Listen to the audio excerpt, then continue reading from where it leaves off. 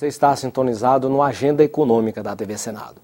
Conhecer a realidade brasileira em seus mínimos detalhes é fundamental para o planejamento e tomada de decisões do governo e das empresas privadas. É importante para que os trabalhadores tomem suas decisões em busca de maior qualificação e de remuneração e também para que cientistas e estudiosos fundamentem melhor suas teses. Fornecer dados para que todos conheçam melhor o Brasil é a principal função do Instituto Brasileiro de Geografia e Estatística, o IBGE.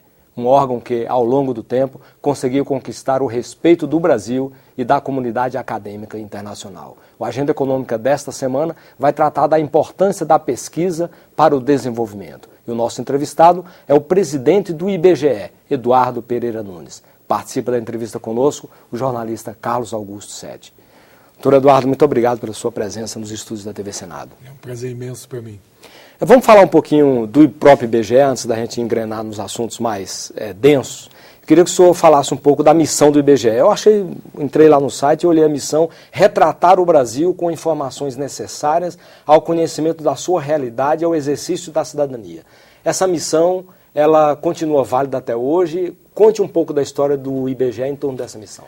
Bom, a história do IBGE começa na década de 30, quando a instituição foi criada, em primeiro lugar, voltada como um instituto de estatística, e logo adiante ela também incorpora a atividade de geografia, constituindo desde 1936 o que hoje nós conhecemos, o Instituto Brasileiro de Geografia e Estatística. Tem uma história interessante, porque os primeiros anos do IBGE, ele tinha um maior destaque, uma maior visibilidade na produção da geografia, da cartografia, que era o conhecimento do território e do brasileiro ocupando esse território. E a área da estatística, ela praticamente se restringia a fazer o que desde o século XIX começou a fazer, que era o grande recenseamento a cada 10 anos. Mas fora o censo, produção estatística era só o nosso anuário estatístico e a geografia avançava. A partir do momento dos anos 60 e 70, quando o próprio Brasil se tornou um país mais complexo, mais urbanizado, com a atividade econômica adquirindo uma densidade maior, a demanda por informações econômicas e também sociais começou a crescer, e aí o braço da estatística dentro do IBGE começou a adquirir um peso maior, e hoje a gente trabalha de uma forma tão equilibrada que hoje a gente fala de geoestatística, ou seja, produção de informação estatística sempre com georreferenciamento. E a missão continua válida? A missão, a gente inclusive elaborou recentemente o novo planejamento estratégico da instituição, com novas visões para o futuro, novos desafios, mas a missão é exatamente essa, retratar o Brasil para que todos nós conheçamos a nossa realidade e que todos nós tenhamos condições de exercer plenamente a cidadania. Para o nosso telespectador ter uma ideia, qual é o tamanho do IBGE? Quer dizer, quantas unidades tem, quantos funcionários, como é que ele é estruturado?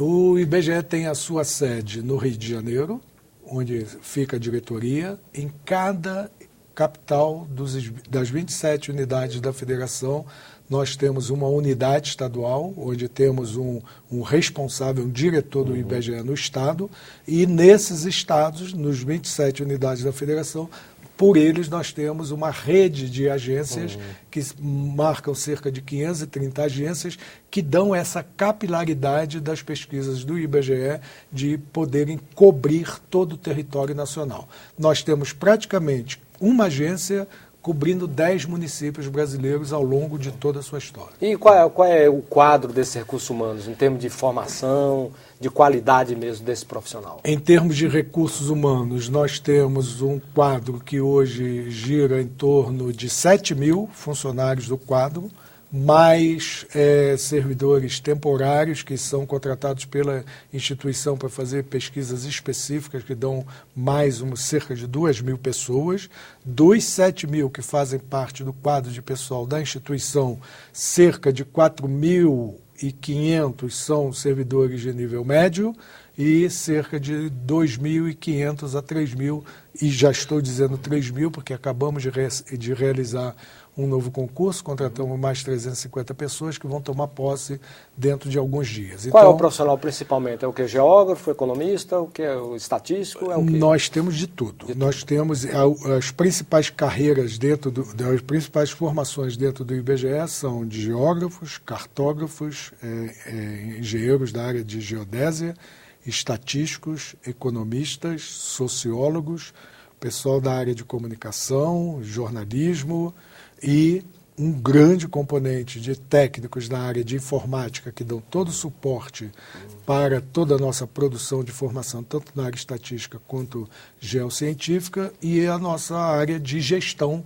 onde nós temos quadro na área de recursos humanos, recursos financeiros, contabilidade, também é uma equipe bastante forte. O mestrado e doutorado é muito forte, a formação lá dentro do IBGE? Sim, nós temos um programa de incentivo à capacitação do nosso quadro, com inclusive bolsa para os servidores realizarem programas fora da instituição de mestrado e de doutorado. E digo fora da instituição, porque o IBGE também tem a Escola Nacional de Ciências e Estatística, criada em 1953, e dentro da escola nós temos um programa de graduação e também um programa de mestrado. Entretanto, do ponto de vista do acesso, tanto a escola quanto o IBGE, elas são independentes. Para você entrar na escola tem que fazer prova, e aquele aluno que termina a escola, para entrar no IBGE tem que fazer o concurso. E é no Rio de Janeiro essa escola funciona? A escola funciona no Rio de Janeiro, mas nós temos um programa de formação do nosso quadro em todo o país, onde recebemos técnicos dos estados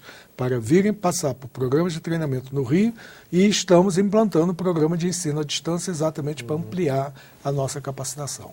O Elival colocou no começo a importância dos dados levantados pelo IBGE e da credibilidade que o Instituto tem junto à academia e junto à população. Como é que foi construída essa credibilidade? Eu pergunto isso porque a gente tem assistido discussões pela imprensa, por exemplo, de outros países cujos dados oficiais não são tão críveis, né? Não são tão valorizados, há uma grande desconfiança sobre esses dados. O que o IBGE faz, digamos, diferente desses países, que dá credibilidade a esses dados? Quer dizer, o que faz com que o cidadão brasileiro, de fato, conheça o Brasil por meio dos dados do IBGE e exerça a sua cidadania de acordo com a missão? Bom, eu diria que a resposta a essa sua pergunta passa por várias vertentes. A primeira delas é que nós temos um quadro de servidores com bastante experiência, com muita competência, com formação acadêmica e técnica especializada para as áreas que a produção de estatística e de cartografia e geografia exigem.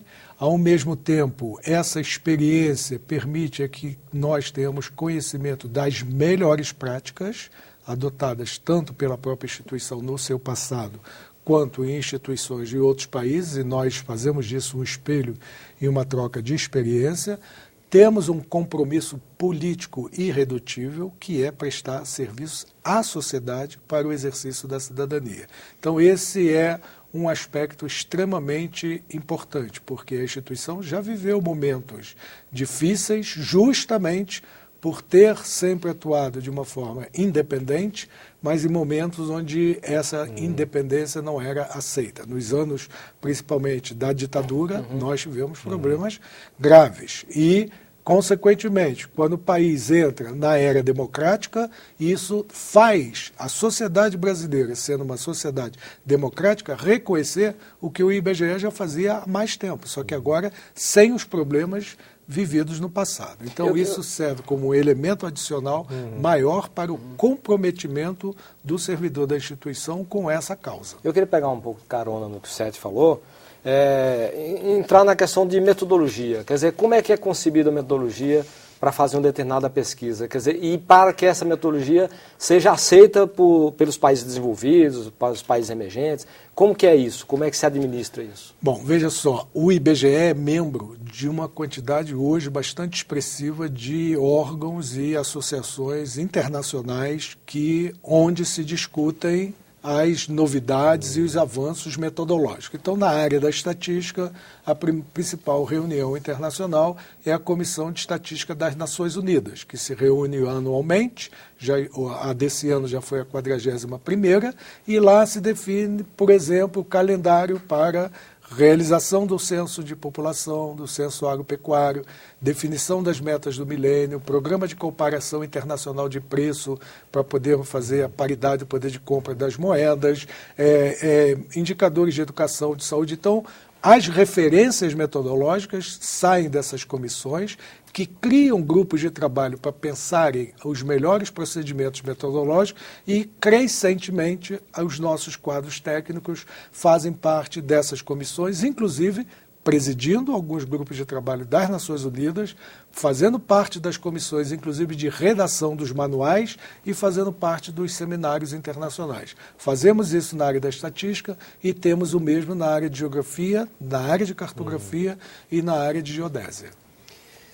Doutor Eduardo, a senadora Cátia Abreu, que é, além de senadora do Democrata de Tocantins, é presidente da Confederação Nacional de Agricultura e agora Pecuária, ela, numa entrevista recente a uma revista de circulação nacional, ela fez duras críticas, não só ao IBGE, mas também ao IPEA, que é o Instituto de Pesquisa Econômica Aplicada, ligado agora à área de estratégia do governo.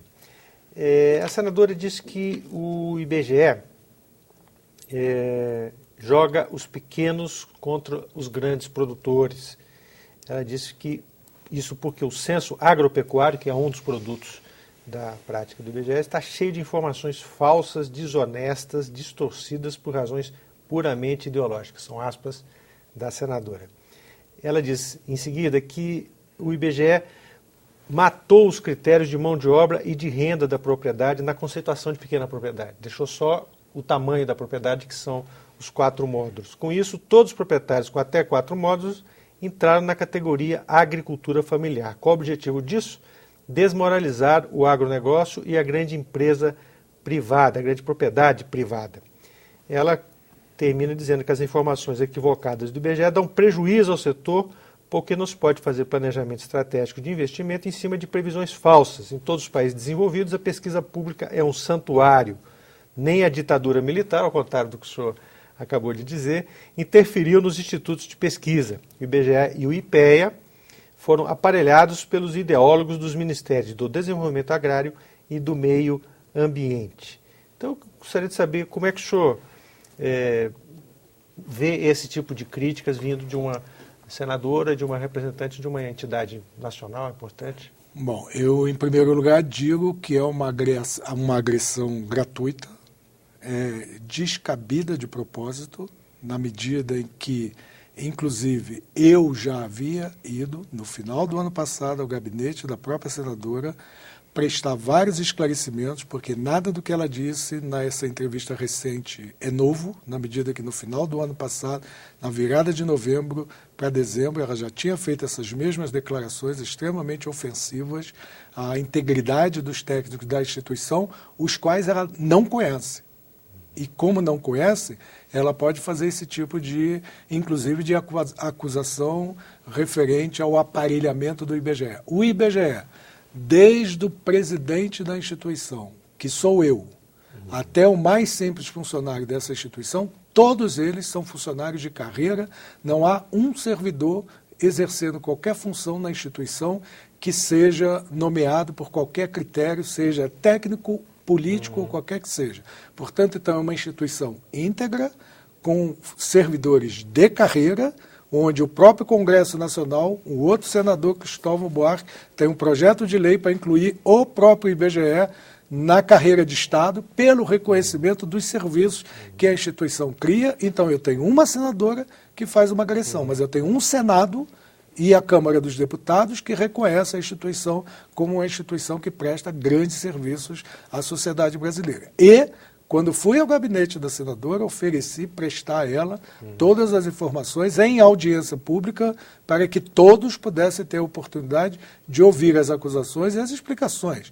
Essas audiências públicas às quais o IBGE foi convidado, já fui convidado a 4 e todas as 4 desmarcadas. Então, estou pronto a prestar qualquer declaração, mas não posso esperar que isso seja feito através da imprensa. E quanto à questão de criar o problema em relação à agricultura familiar e agronegócio, é ver fantasma onde não tem. Porque, em primeiro lugar, o IBGE segue a legislação que define o que é agricultura familiar. E a legislação que define a agricultura familiar foi criada no Congresso Nacional, do qual ela faz parte. Então, a queixa dela tem que ser feita com os seus pares, e não com o IBGE. O IBGE está seguindo a lei e ela sabe muito bem, porque é com base no segmento da lei que ela faz a acusação ao IBGE. Então, o descontentamento dela é que o IBGE segue a lei. Isso eu não posso fazer nada. Nem na ditadura eu iria desobedecer à lei. Então, o procedimento nosso é absolutamente coerente. E do outro lado, por que haveria uma instituição como o IBGE ter a pendência de um ou de outro lado? Por que favorecer a agricultura familiar e não outro? Nós estamos retratando a realidade brasileira. E no Brasil, tanto a produção familiar quanto o agronegócio são partes da mesma sociedade. No próximo bloco, o censo demográfico de 2010. Aguarde.